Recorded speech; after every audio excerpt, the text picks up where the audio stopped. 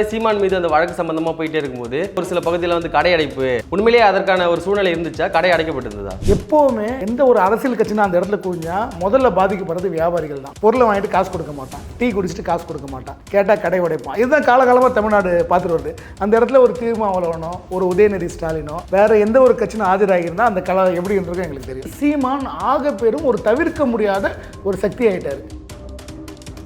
இது முழுக்க முழுக்க சீமான கதாநாயகன் தான் ஆகுமே தவிர மைனஸ் ஆகாது. சீமான் தான் அவர் வந்து பெரியாரை கையில் எடுத்ததுனால தான் இந்த மாதிரி பிரச்சனை எல்லாம் அவர் வந்து மாட்டிக்கிறாரு. இவனுக்கு என்ன கதை சொல்லிட்டு இருக்காங்க? பெரியார் தான் உங்களுக்கு ஜாக்கெட் போட சொல்லி கொடுத்தாரு சொல்லிட்டு இருக்காங்க. பெரியார் 1874 பிறக்கிறதுக்கு முன்னாடி தோல் சிலை போராட்டம் முடிஞ்சு போச்சு. அப்போ இந்த பொய்க்கதை என்ன எவ்வளோ நாள் சொல்லுவாங்க? அப்போ இதெல்லாம் உண்மைன்னு சொல்றதுக்கு சீமான் ஒரு தலைவரால் தான் முடியும். எதுக்கும் பயப்படாத ஒரு தலைவரால் தான் முடியும். காமராஜர் என்ற ஒரு தமிழரை தவிர யாருமே தமிழ்நாட்டில் ஆள முடியல அப்படின்ற கேள்வி எங்களுக்கு எழுதுல. அப்போ அந்த கேள்விக்கு விடையே சீமான் சொல்றாரு. தந்தை பெரியாரை படித்தேன், எங்களுக்கு ராஜராஜனை பற்றி யாருமே சொல்லி தரல, வஉசியை பற்றி யாருமே சொல்லி தரல, தமிழ்நாட்டு ஆண்டு தமிழை பற்றி எங்களுக்கு யாருமே சொல்லி தரல. வாரிசு அரசுக்கு 2026 வந்து நாங்கள் முற்றுப்புள்ளி வைப்போம்னு சொல்லிட்டு எடப்பாடி பழனிசாமி அவர்கள் சொல்லியிருக்காங்க. கண்டிப்பாக முற்றுப்புள்ளி வச்சு தான் ஆகணும். தமிழர் ஆட்சி வரதுக்கு அது முற்றுப்புள்ளி வச்சு தான் ஆகணும். இல்லைனா இன்னும் நம்ம அடிமைப்பட்டு தான் போவோம். எங்களுக்கும் சீமானுக்கும் 1008 கருத்து வேற்றுமைகள் இருக்கலாம். ஆனால் உண்மை என்ன? இப்போ இந்த போலியான ஒரு விஷயத்தை வச்சு ஒருத்தர் குற்றம் சாட்டும் போது நாம வந்து உண்மைக்கு தான் நம்ம ஆதரவு கொடுக்கணும். நம்ம கையை வச்சு தான் நம்ம கண்ணை குத்த வைக்கிறது. அது வந்து திராவிடத்தோட சூழ்ச்சி. அதுக்கு பலியாவாதீங்க. தொகுதியில் மறுசீரமைப்புக்காக வந்து அனைத்து கட்சி கூட்டம் கூட்டுவதாக ஒரு திட்டம் போட்டிருக்காங்க. அதுல வந்து நாம் தமிழர் கட்சி, பாஜக போன்ற கட்சிகள் நாங்கள் வந்து கலந்து கொள்ள மாட்டோம்னு சொல்லிட்டாங்க. யூபியில் இன்னைக்கு வந்து 70க்கு மேற்பட்ட எம்பிக்கள் இருக்காங்க. நாளைக்கு அது 100 ஆகுது. பீகாரில் 40 எம்பின்றது ஒரு 60 ஆகுதுன்னு வச்சுக்கோங்க. நீங்கள் எங்களுக்கு தேவையில்லைன்னு முடிச்சிருவாங்கல்ல. இன்னைக்கு வரையும் அந்த 39 எம்பிக்கள் தமிழ்நாட்டுக்காக என்ன பண்ணியிருக்காங்க?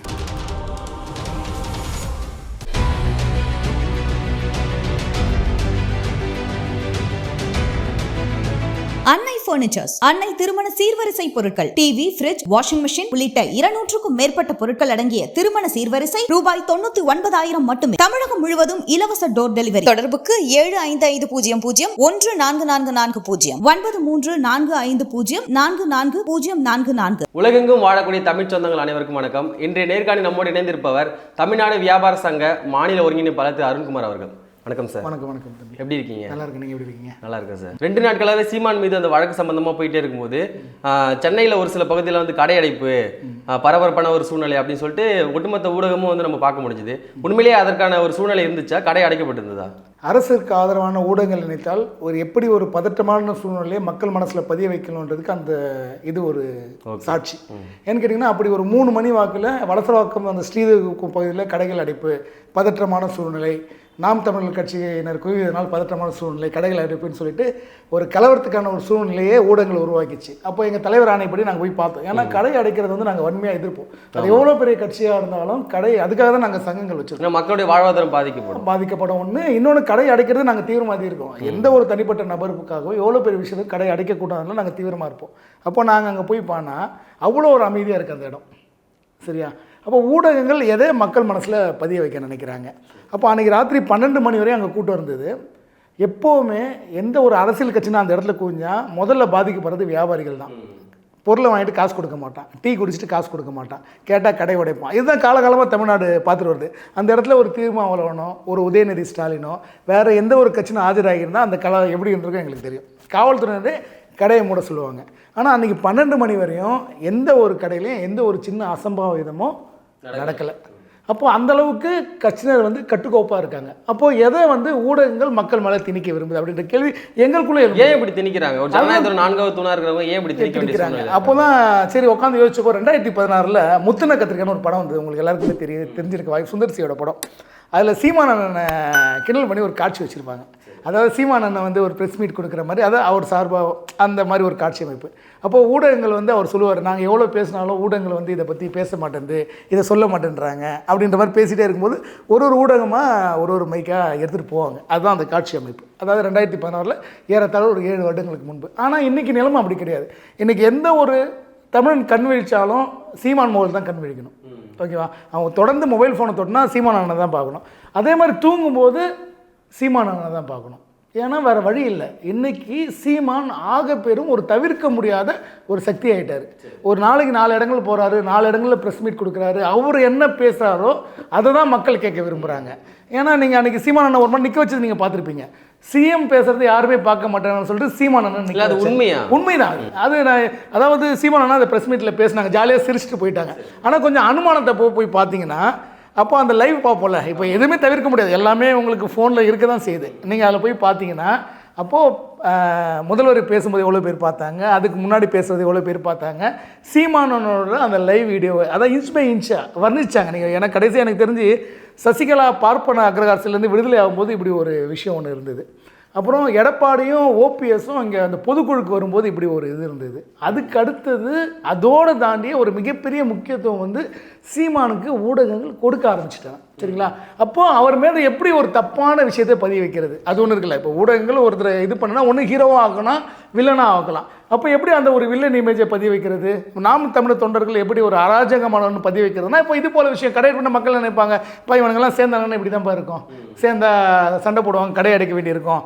அந்த மாதிரி ஒரு விஷயத்தை பதிய வைக்க ஊடகங்கள் துணை புரியணும் என்ற சந்தேகம் தான் எனக்கு. ஏன்னா அப்படி ஒரு விஷயமே அங்கே நடக்கலை.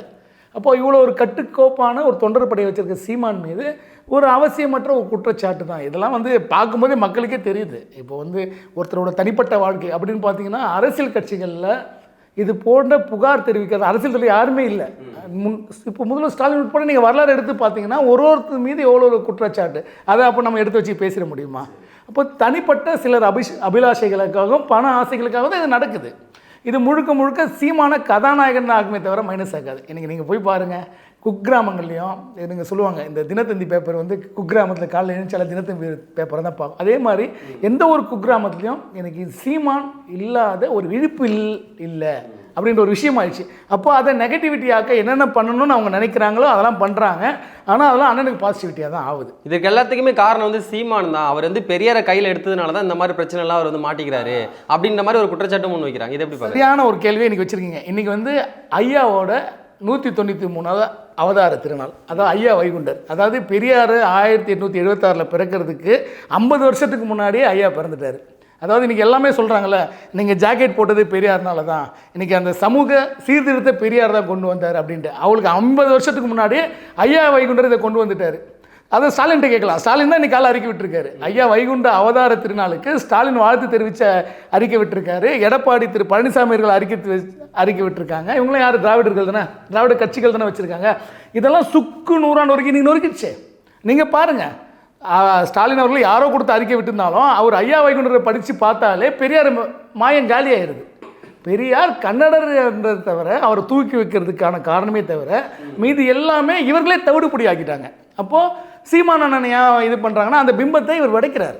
ஓகேங்களா?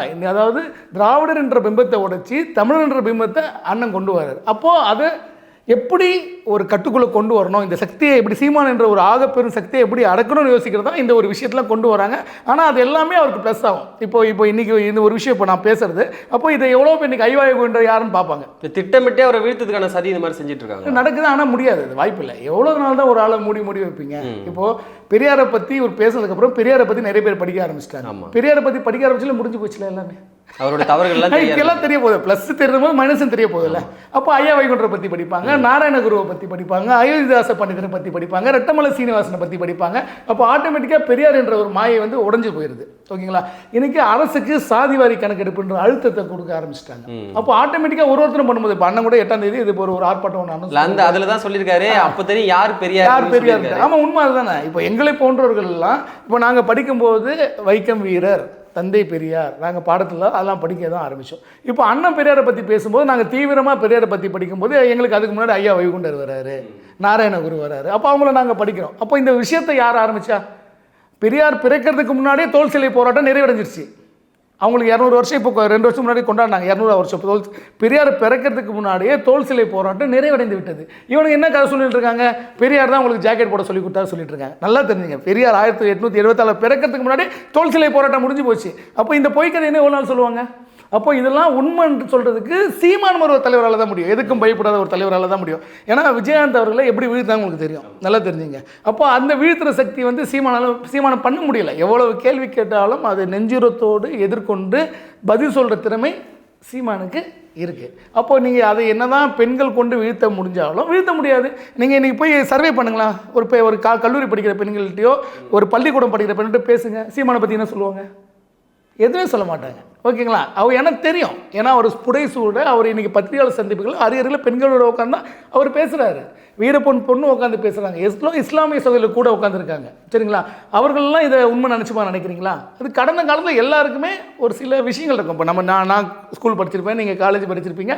அப்போ எல்லாருக்குமே ஒரு பெண் மேலே ஒரு ஈர்ப்பு வந்திருக்கும். அதுவும் சினிமா துறையில் இருக்கும்போது அது ஈஸியாக இருக்கும். ஓகேங்களா? அப்போ அதை கடந்து வந்ததுக்கப்புறம் 15 வருஷம் கடந்ததுக்கப்புறம் அந்த பெண் இவர் மேலே மட்டும் இல்லை, ஒரு 4 பேர் மேலே 4-5 பேர் மேலே இந்த குற்றச்சாட்டு சொல்லியிருக்காங்க. எல்லாமே ஊடகங்கள் இருக்குது. இதெல்லாமே நான் இட்டுக்கட்டியோ மிகைப்படுத்தியோ சொல்ல, எல்லாமே ஊடகங்கள் இருக்குது. அப்போது தெளிவாக இப்படி தெரிஞ்சதுக்கப்புறமும் ஒரு 36 லட்சம் ஓட்டு வாங்கின ஒருத்தர் மேலே இன்றைக்கி தமிழ்நாட்டை ஆள வேண்டும் என்கின்ற ஒரு லட்சியம் எங்களை போன்ற இளைஞர்களுக்கு ஏன் தமிழன் ஆளவில்லை? காமராஜர், எடப்பாடி பழனிசாமி, ஓபிஎஸ். ஓகேங்களா? இதை தவிர எந்த தமிழ்நாட்டை ஆண்டு விட்டான்? அப்போ எங்களுக்கு ஒரு கேள்வி வரும்ல. 1947 சுதந்திரத்துக்கு அப்புறம் காமராஜர் என்கின்ற ஒரு தமிழன் தான் ஆளுமையோட தமிழ்நாட்டை ஆண்டார். இப்போ எடப்பாடி பழனிசாமியாக இருக்கட்டும், ஓபிஎஸ்ஸாக இருக்கட்டும், அவர்கள் ஒரு யாரால நியமிக்கப்பட்டு யாரோலையோ கை காட்டப்பட்டு தான் ஆண்டார்கள் சொல்லிட்டு வரலாறு சொல்லுது. நியமன முதல்வர்கள் தான், அவர்களுக்கு முழு அதிகாரங்கள் கொடுக்கப்படல. ஓபிஎஸ் ஜெயலலிதாவோட நிழலில் ஆண்டார். எடப்பாடி பழனிசாமி பாஜகவோட ஆளுமையில் ஆண்டார் தான் எல்லாமே சொல்கிறாங்க. நான் சொல்ல, அவங்களே சொல்கிறாங்க. அப்போ காமராஜர் என்ற ஒரு தமிழரை தவிர யாருமே தமிழ்நாட்டில் ஏன் ஆளும் இல்லை அப்படின்ற கேள்வி எங்களுக்கு எழுதில்லை.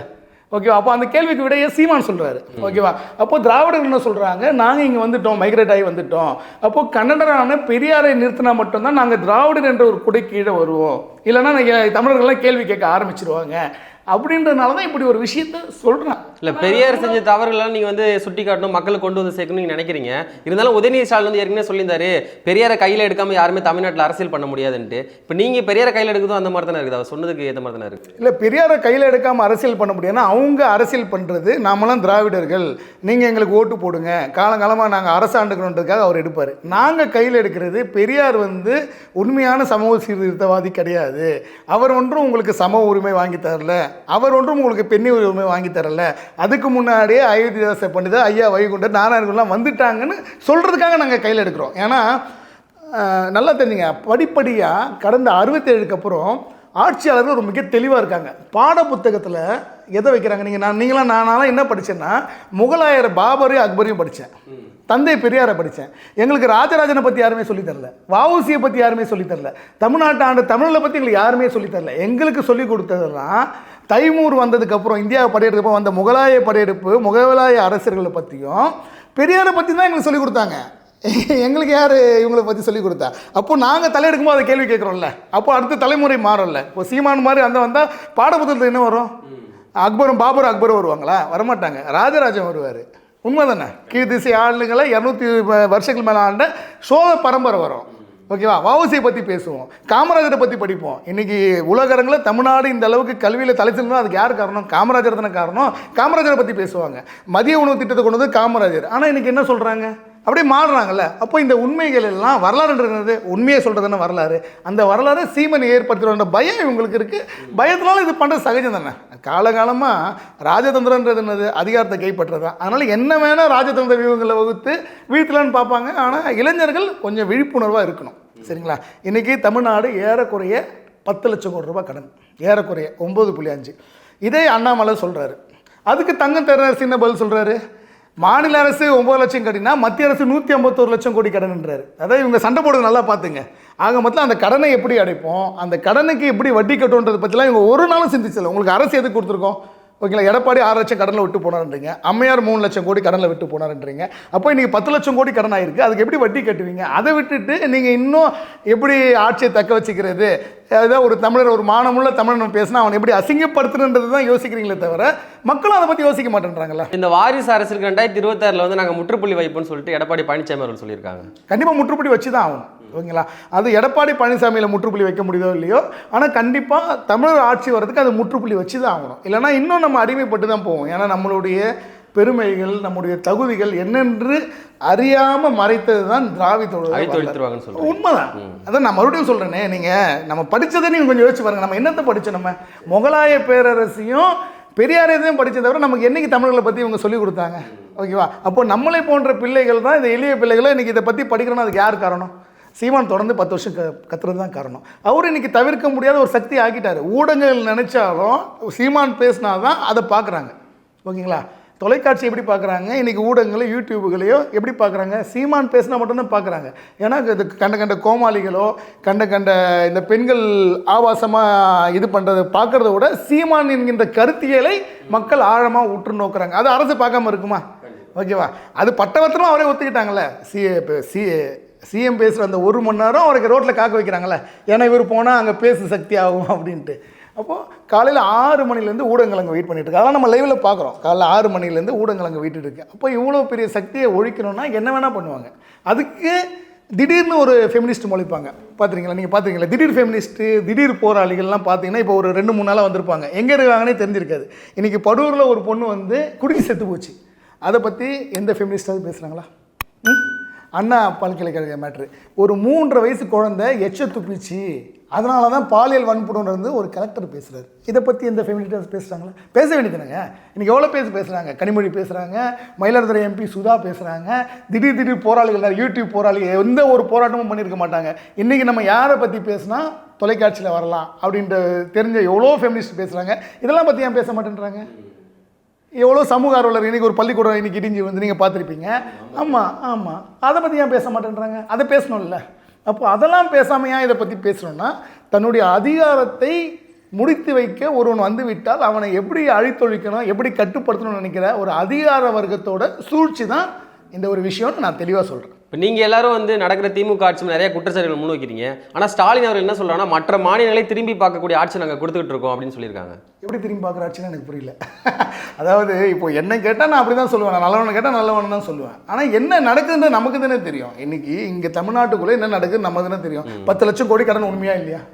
உண்மை தானே. அதில் மாற்று கருத்து இல்லை. அது நாங்கள் சொல்லலை. ஓராண்டுகள் எத்தனை லட்சம் கோடி ஆகும் நமக்கு தெரியாதுல்ல. அண்ணாமலையே சொல்கிறாரு, இவங்க வளர்ச்சி அதாவது நிதி ஒதுக்கி அதில் கமிஷன் அடிக்கல, கடன் வாங்கி அதில் கமிஷன் அடிக்கிறாங்க தானே அவர் சொல்கிறாரு. அவர் சொல்கிறது அதுதானே. அதுக்கு முறையாக அவங்களால பதில் சொல்ல முடியல. அதுக்கு அவங்க மத்திய அரசு தானே குற்றம் சொல்கிறாங்க. நாங்கள் 10 லட்சம் கோடி, நீங்கள் 150 லட்சம் கோடின்னு தான் சொல்கிறாங்களே தவிர நாங்கள் இதை பண்ணலை. இவ்வளோ வளர்ச்சி திட்டங்கள் தமிழ்நாட்டில் நடந்திருக்கு. அதாவது காலத்தோட வளர்ச்சின்றது வேறு. நல்லா தெரிஞ்சுங்க. ஒரு காலமும் ஒரு 10 ஆண்டுகளுக்கும் எல்லா நாடுகளும் வளர்ச்சி அடையும். அது வந்து காலத்தோட வளர்ச்சி. அதை நீங்கள் கொண்டு வந்ததை சொல்ல முடியாது. ஏன்னா இன்றைக்கி கடைக்கோளில் இருக்க ஆப்பிரிக்கா கண்டத்துலேயும் இந்த வளர்ச்சி இருக்குது. மக்கள் தொகை கம்மியாக இருக்க நாட்டிலையும் இந்த வளர்ச்சி இருக்குது. வளர்ந்த நாடுகள் எந்த அளவுக்கு இருக்குது? இன்றைக்கி அமெரிக்கா நம்மையோட 60 ஆண்டுகள் இன்ஃப்ராஸ்ட்ரக்சரில் வளர்ந்துருக்காங்க. மேற்கத்திய நாடுகள் வளர்ந்துருக்காங்க. அதோடு தான் நீங்கள் கம்பேர் பண்ணுமே தவிர பாகிஸ்தானோடவோ இலங்கையோடையோ நலிவடைஞ்சனோடோ உங்களை கம்பேர் பண்ணக்கூடாது. எந்த அளவுக்கு கடனை வச்சுருக்கீங்க, இதுக்கு எப்படி வட்டி கட்ட போகிறீங்க, இதை எப்படி அடைக்க போகிறீங்க, இல்லைன்னா நம்ம இலங்கை மாதிரி நம்ம நாடு திவாலாகுமா, அதை பற்றி தான் யோசிக்கணும் நம்ம. சரியா? வரி வசூலை எப்படி அதிகப்படுத்தணும், எப்படி வளர்ச்சி திட்டங்களில் வந்து நீங்கள் வாங்குகிற கடனை வளர்ச்சி திட்டங்கள் மூலம் வருவாய் எடுக்கணும், அதை பற்றி முதல்வர் என்னைக்காவது துணை முதல்வர் என்னைக்காவது பேசியது உண்டா? ஏதாவது இந்த மாதிரி பேச்சு எழுந்தால் உடனே ஆரியம் திராவிடம். 67க்கு அப்புறம் மக்களை எப்படி அண்ணாதுரை எப்படி ஏமாத்தினார்?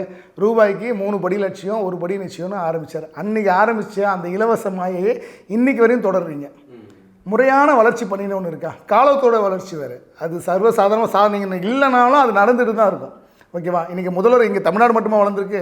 உலகமே இன்றைக்கி எல்லா விஷயங்களும் ஏதோ ஒரு விஷயங்களும் வளர்ந்துருக்கு. அது அறிவியல் வளர்ச்சி. அது வந்து நம்மளுடைய தேசத்தோடைய மாநிலத்தோட வளர்ச்சி கிடையாது. மாநிலத்தோட வளர்ச்சி அப்படின்னா அந்தந்த மண்ணை அவன் ஆளும்போது தான் அந்த மாநிலம் வளம் பெறும். ஏன்னா என் வீட்டில் என்ன பிரச்சனைன்றது எனக்கு தான் தெரியும், அடுத்தவங்களுக்கு தெரியாது. எந்த தமிழராக ஆளட்டும், ஆனால் தமிழ்நாட்டை தமிழ் ஆள வேண்டும். அதற்கு சீமான் ஒரு ஆகப்பெரும் ஒரு கருவியாக, ஒரு ஒலிபெருக்கியாக, ஒரு 4 பேர் இதை பற்றி இன்றைக்கி பேசுகிறாங்கன்னா இன்றைக்கி தானே பேசுகிறாங்க. இதை பற்றி கடந்த 30-40 ஆண்டுகளாக எனக்கு நினைவு தெரிஞ்சு யாருமே இதை பற்றி பேசினதில்லை. பேசினாலும் அது ஒரு ஒரு அரங்கத்துக்குள்ளே அடங்கிடும். ஆனால் இன்றைக்கி வீரியமாக இருக்காது. இன்றைக்கி ஒரு மக்கள் தொகை வந்து தமிழ்நாட்டில் ஒரு 8 கோடி மக்கள் தொகைனாலும் 8 கோடியில் ஒரு 2 கோடி பேர் மைக்ரேட் ஆகி வந்திருந்தாலும் ஒரு 6 கோடி பேர் இன்றைக்கி தமிழை பற்றியும் தமிழ் இனத்தை பற்றியும் தமிழ் பெருமைகளை பற்றியும் தமிழ்நாட்டை தமிழ் ஆள வேண்டும் என்றது வந்து சீமான் என்கின்ற ஒற்றை குரல் பற்றி கொண்டதான் காரணம். அதை அடக்க எப்படி வேணால் பார்ப்பாங்க. ஆனால் அதுக்கு வந்து நாம் தான் தோல் கொடுக்கணும். இது போன்றவர்களுக்கு நான் தனிப்பட்ட முறையில் எங்களுக்கும் சீமானுக்கும் 1008 கருத்து வேற்றுமைகள் இருக்கலாம், கொள்கை பிடிப்புகளில் மாற்றங்கள் இருக்கலாம், எல்லாருக்குமே இருக்கலாம். ஆனால் உண்மை என்ன? அப்போ இந்த போலியான ஒரு விஷயத்தை வச்சு ஒருத்தர் குற்றம் சாட்டும் போது நாம் வந்து உண்மைக்கு தான் நம்ம ஆதரவு கொடுக்கணும். ஓகேங்களா? இது போன்ற தவறான செய்திகளுக்கு வந்து நம்ம ஆதரவு கொடுக்காது. நம்ம கையை வச்சு தான் நம்ம கண்ணை குத்த வைக்கிறது. அது வந்து திராவிடத்தோட சூழ்ச்சி. அதுக்கு பலியாவாதீங்க. நம்ம தொகுதியில் மறுசீரமைப்புக்காக வந்து அனைத்து கட்சி கூட்டம் கூட்டுவதாக ஒரு திட்டம் போட்டிருக்காங்க. அதில் வந்து நாம் தமிழர் கட்சி, பாஜக போன்ற கட்சிகள்லாம் நாங்கள் வந்து கலந்து கொள்ள மாட்டோம்னு சொல்லிட்டாங்க. அதை தொடர்ந்து தாவேகா, பாமகலாம் நாங்கள் கலந்து கொள்ளணும்னு சொல்லியிருக்காங்க. இப்போ எல்லா கட்சிகளும் கூட்ட வேண்டிய அவசியம் என்ன இருக்குன்னு நினைக்கிறீங்க நீங்கள்? அதாவது இந்த தொகுதி சீரமைப்பினால் தொகுதிகள் குறைஞ்சிரும், தமிழ்நாட்டோட கேள்வி கேட்க அங்கே ஆள் இல்லை அப்படின்னு சொல்கிறது 1000 சொல்கிறாங்க. அதை நீங்கள் யோசிக்க வேண்டாம். 39 பேர் என்ன பண்ணுறீங்க? இப்போது சீமான் அதை பற்றி பேசினாங்கன்னா அதில் வந்து ஒரு அர்த்தம் இருக்குது, நியாயம் இருக்குது. ஏன்னா தமிழ் உரிமை பற்றி யாருமே பேச மாட்டேன்றீங்க. 39 பேர் இருக்கும்போது ஒன்றும் பேச மாட்டேன்றீங்க. அந்த 39 பேர் 31 பேர் ஆனால் என்ன ஆக போகுது? இது இன்றைக்கி வரல, மக்கள் தொகை அடிப்படையில் தொகுதி சீரமைப்பு நடக்கும்ன்றது எப்பயோ முடிவு பண்ணிட்டாங்க. அன்றைக்கி எங்கே போனீங்க? இது இப்போ இந்த கச்சத்தீவை வச்சு இன்றைக்கி இந்த தங்கச்சி மட மீனவர்கள்லாம் பிடிச்சி இன்றைக்கி தொடர்ந்து 5 நாளாக போராட்டம் நடந்துட்டுருக்கு. ஏன் நடந்தது? கச்சத்தீவை நீங்கள் அன்றைக்கி தாரவாத்து குத்தலாம் நடந்துகிட்ருக்கு. சரி, என்றைக்கோ அன்றைக்கி உங்களோட அரசியல் ஆட்சிகளை தலையாட்டிட்டு இன்றைக்கி கூட்டணும், அதை யார் நம்புவோம்? இல்லை, மத்திய உள்துறை அமைச்சர் அமித்ஷா சொல்கிறேன், இதனால் வந்து அந்த மாநிலம் வந்து பின்னுக்கெல்லாம் போகாது அப்படின்னு சொல்கிறாங்க. அதாவது அவர்களை பொறுத்தல அவங்களுக்குன்னு ஒரு லாங் டேர்ம் அஜெண்டா இருக்குது. பிஜேபிக்குன்னு சொல்லிட்டு இன்றைக்கி இல்லை, ஒரு லாங் டேர்ம் அஜெண்டா இருக்குது. அவங்க அதை மெதுவாக பண்ணுவாங்க, உங்களுக்கு குறையாது. ஆனால் வட மாநில குடிச்சு என்ன பண்ணுவீங்க? யூபியில் இன்றைக்கி வந்து 70க்கு மேற்பட்ட எம்பிக்கள் இருக்காங்க, நாளைக்கு அது 100 ஆகுது. பீகாரில் 40 எம்பின்றது ஒரு 60 ஆகுதுன்னு வச்சுங்க. அப்போது நீங்கள் எங்களுக்கு தேவையில்லைன்னு முடிச்சிருவாங்கல்ல. எப்படியும் தமிழகம் நம்மளை தேர்ந்தெடுக்க போகிறதில்ல. எனக்கு தேவை மெஜாரிட்டி 543 273 ப்ளஸ். அந்த 543 600 ஆகும்போது 300 ப்ளஸ் நான் வட மாநிலம் எடுக்கணும் போது நம்ம தேவையில்லைல்ல. அப்போது இன்றைக்கி வரையும் அந்த 39 எம்பிக்கள் தமிழ்நாட்டுக்காக என்ன பண்ணியிருக்காங்க? கொஞ்சம் யோசிச்சுங்க. ஏதாவது வளர்ச்சி திட்டத்தை கொண்டு வந்திருக்காங்களா?